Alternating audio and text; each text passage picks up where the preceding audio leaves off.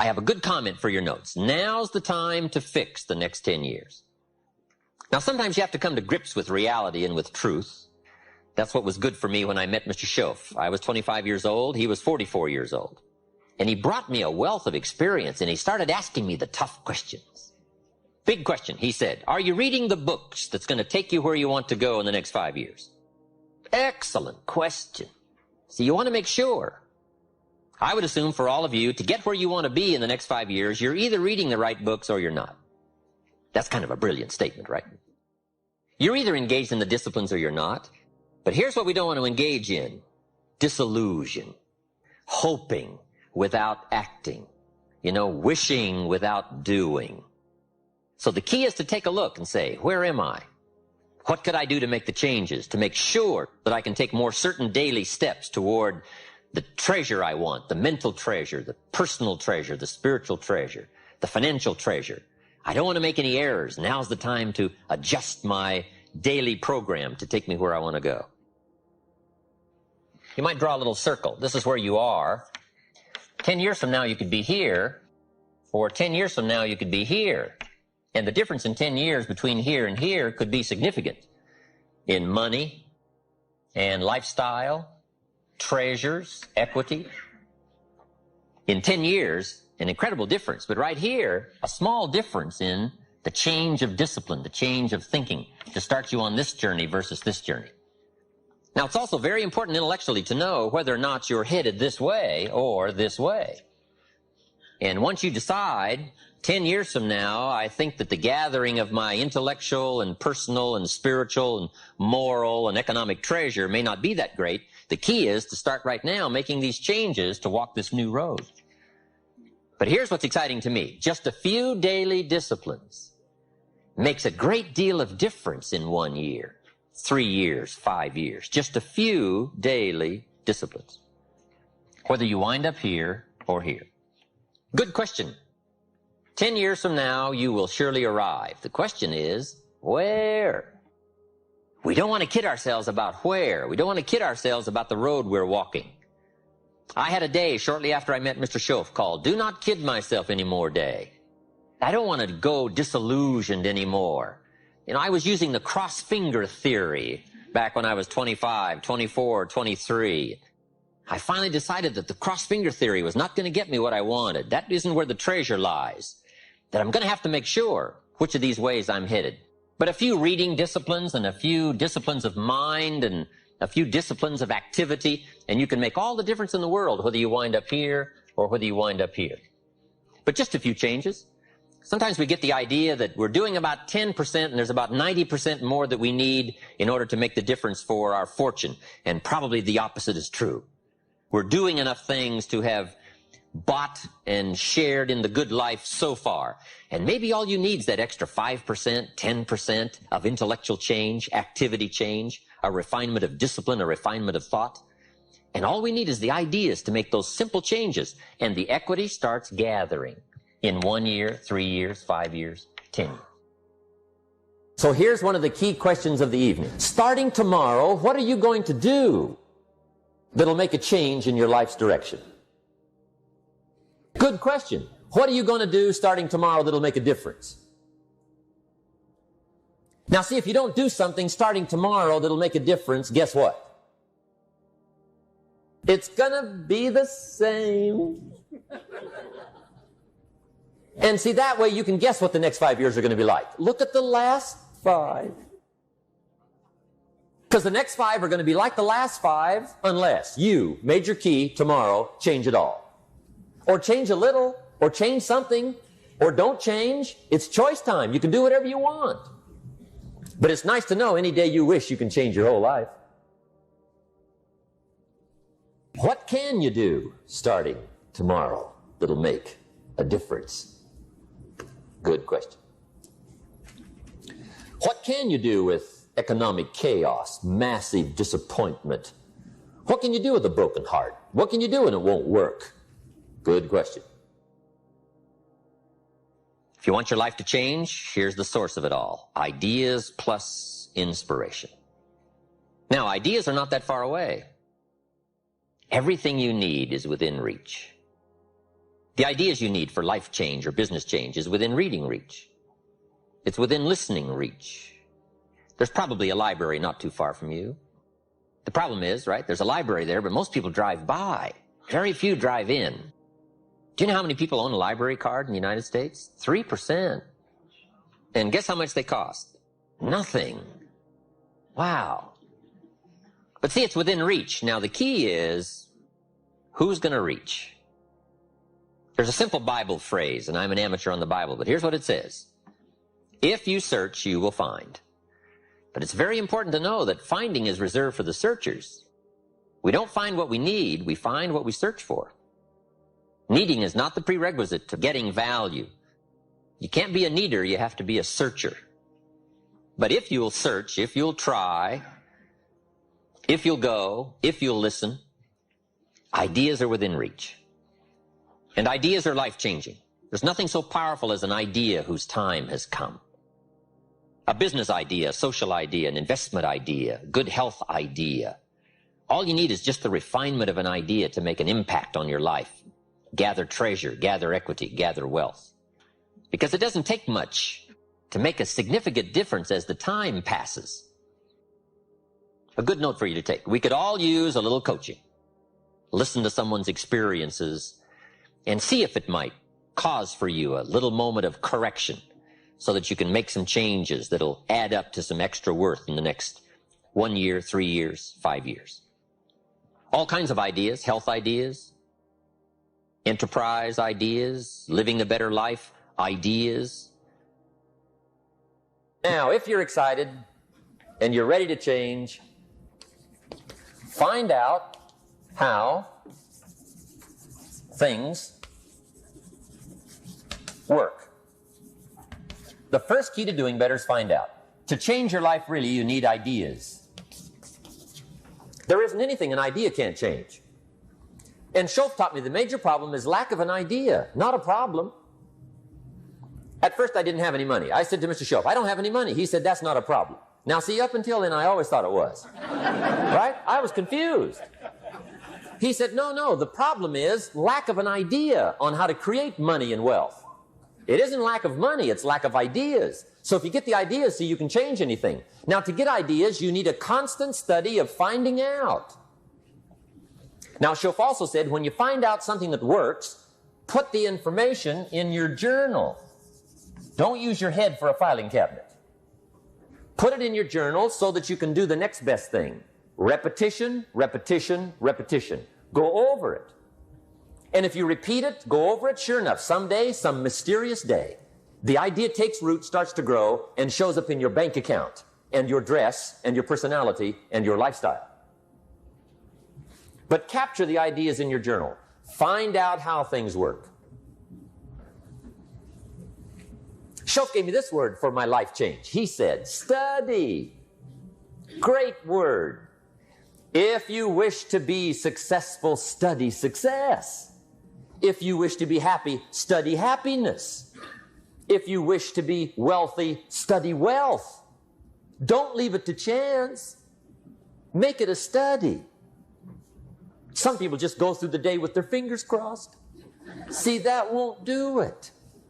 You've got to study the things that can change your economic, social, spiritual, personal life. Become a good reader. All of the successful people I know and work with around the world, they're all good readers. Curiosity drives them to read. They got to know.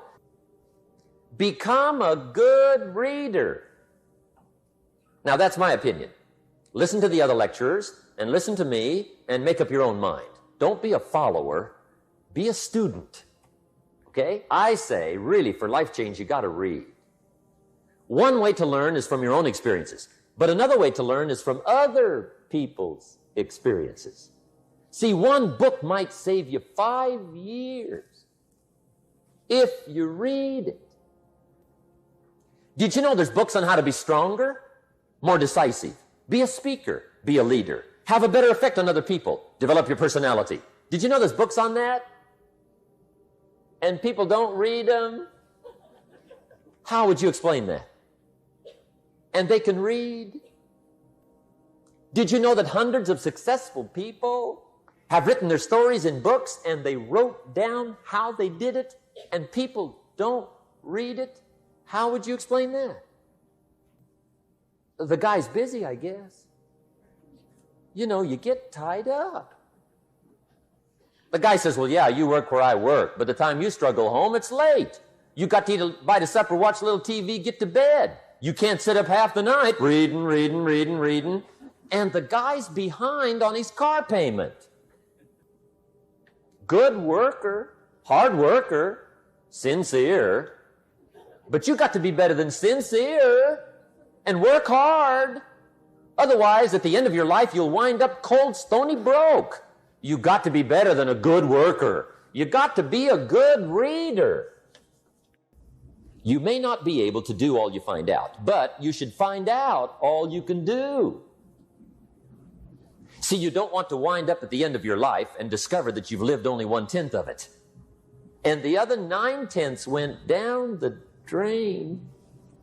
Not for lack of opportunity, for lack of information. Now, here's the best human virtue for finding out. Curiosity. Make a note of that. Curiosity. Be curious. You might add a word to it that'll help. Childish curiosity. What will kids do if they want to know something bad enough? Bug you. That's the phrase. They can ask 1,000 questions. You think they're through? They got another 1,000. They'll drive you to the brink. It's a virtue.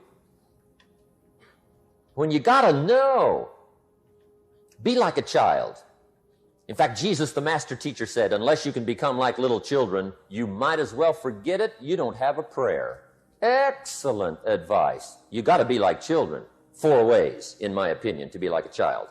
Number 1 is curiosity, and number 2 is excitement. Get excited like a child over your ability to make yourself do anything for change. 3rd is faith. Have faith like a child. Adults are too skeptical. And 4th is trust. Trust is a childish virtue, but the rewards are incredible. So be like a child. Now, there's millions of books, so you can't read all the books. But here's what I mean by read all the books.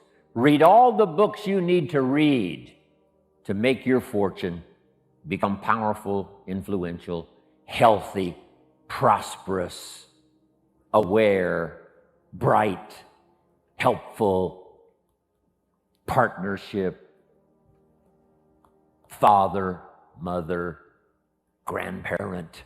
Read all the books you need for your life to flourish and become the best it can possibly be during the course of your lifetime. Read all of those books. Don't be short on that list. One of the greatest experiences any of us can have is the experience of influence. To persuade somebody that we've got a good idea, to persuade somebody to buy a product or consider a service, to be able to influence somebody to a way of life, a product, an idea, a company, a corporation, an enterprise.